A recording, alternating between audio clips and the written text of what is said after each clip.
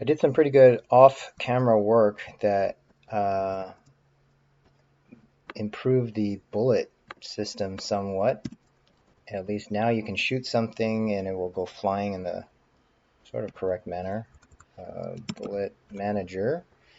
What I did was I created a target collection. So this is an entity string to some pieces of data that I like to keep track.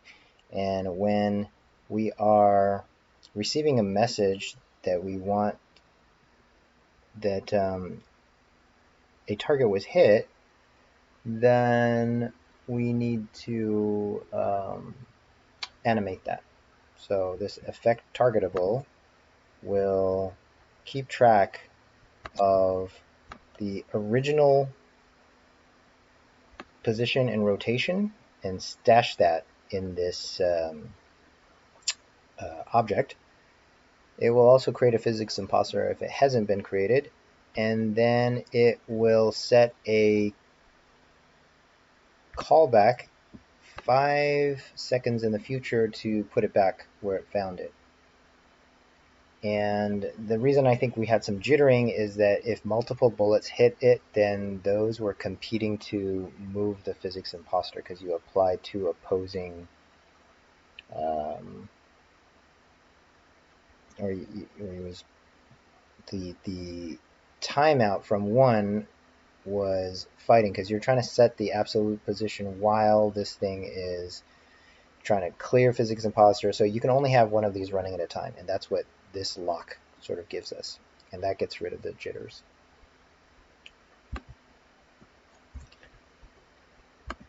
Next, I want to focus on, let's see, spawn enough agents. This kind of works. Okay. Move the agent toward the closest member. And let's see. So agent manager is how we move things now with the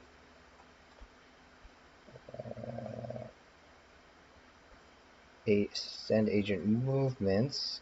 This collects every agent and then specifies a random location and a random time, and it's always moving them around in random. But if we don't want them to just be random, we can specify a new place for them to go based on the agents around them. First of all, are we able to query all the members around us? I feel like we're not tagging them. So let's take a look at the find or create avatar find or create avatar.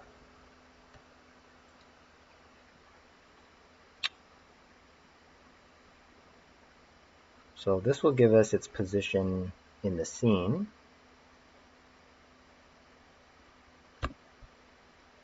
This creates a box and it sets some metadata. Why don't we also set a tag?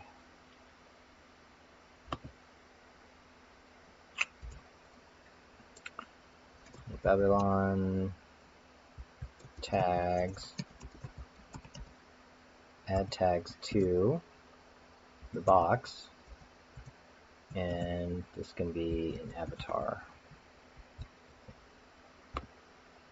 That will allow us to find all the avatars close to a member.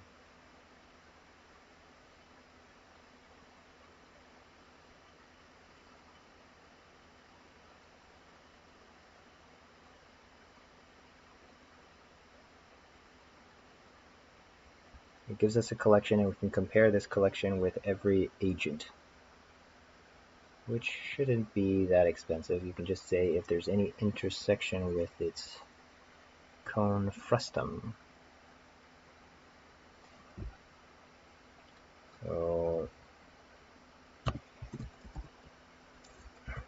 what we could do to support moving, I don't want to just move it to the closest. Like if you're behind the monster, it shouldn't really know that you're there.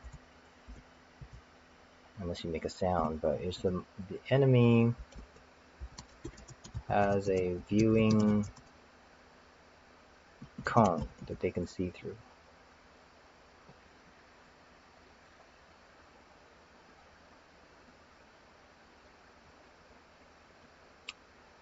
And periodically check if any avatar is within the cone. If yes, move agent toward that avatar location.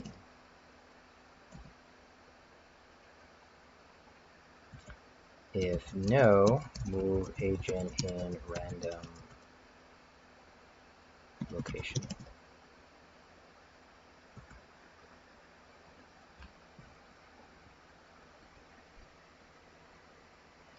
And do we need to check if the avatar has finished its movement? Because there's this callback that we can say that it got to a certain position.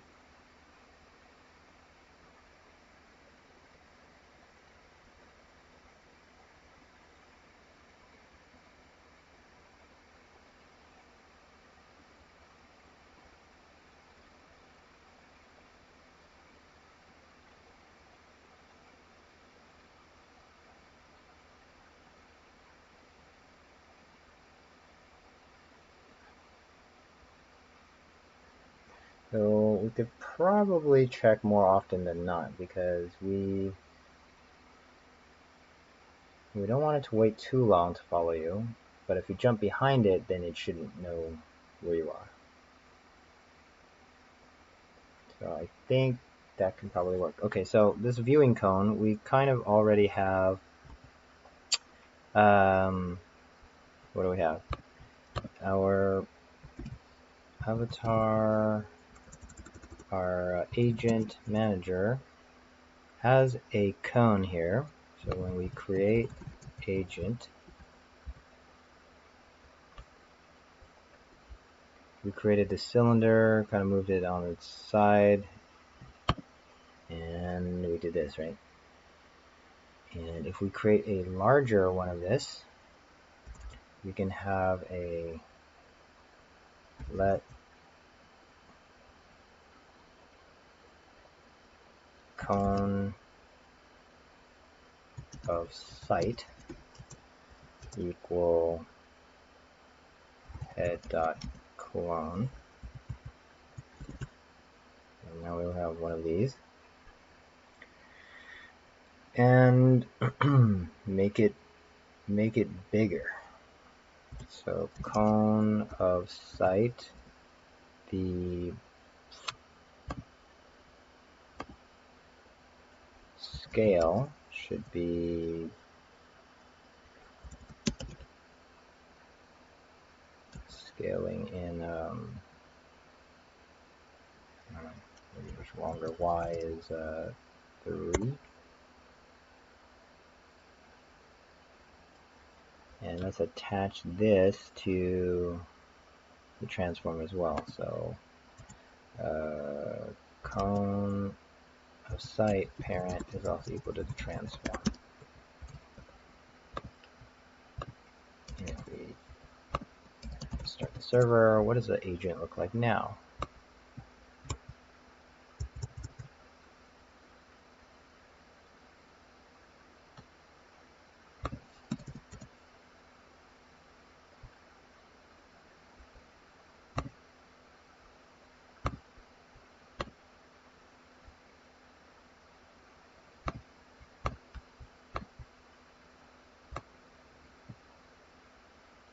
Okay, there's the agent. It's got a longer cone in the front. We need that way longer, so let's make it 5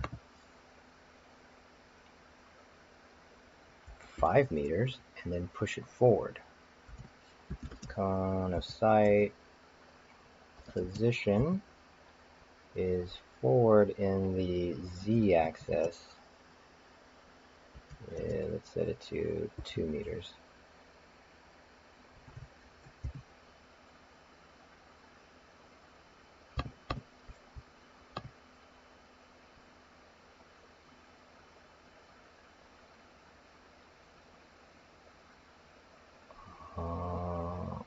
interesting. Okay, it's part of the transform, but it's not part of the rotation. So we do actually need to set its parent to the mesh so that it respects the rotations. There we go.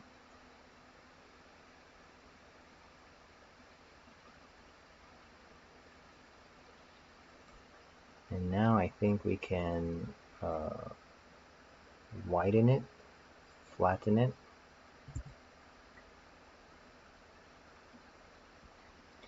We want to scale it at one end, so maybe we don't. We actually just want to repeat some of this stuff for the cone. Let's grab some of this.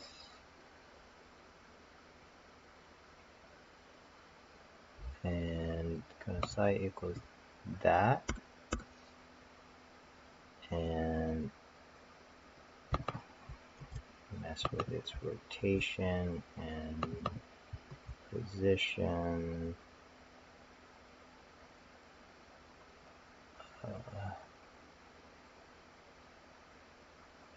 And that's fine. So the diameter at the bottom can just be 0.2. Diameter at the top can be 3. Height can be 1 or maybe 3, something like that. What does that look like? Whoa, whoa. Okay. Alright, so I don't think we need nearly that much scaling in terms of this. And can we make it transparent? Cone of sight is visibility equals 0.1.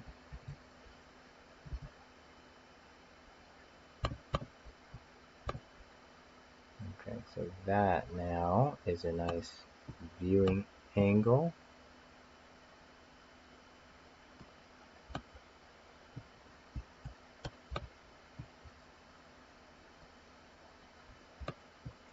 So you can see all of that, right?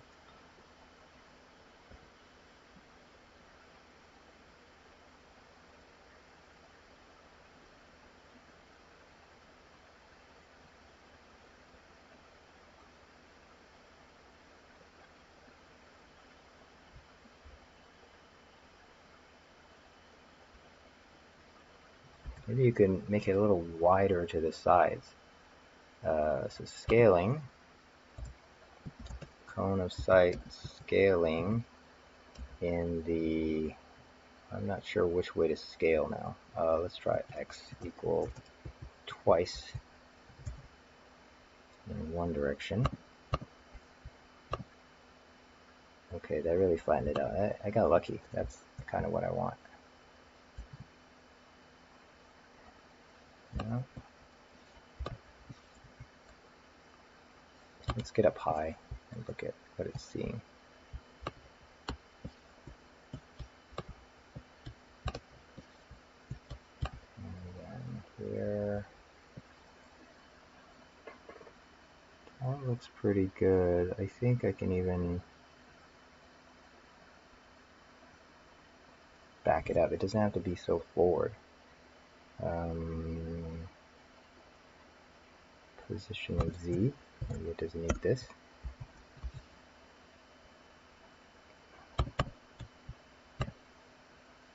Okay, so that gives us a shorter but wider angle of view.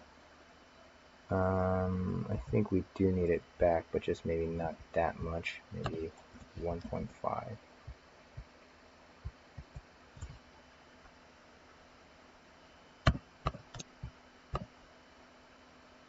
I think that works out pretty well. So that gives us a frustum, and then we can go about and check to see if a member is in the frustum and send them along that way. So we'll do that in another video.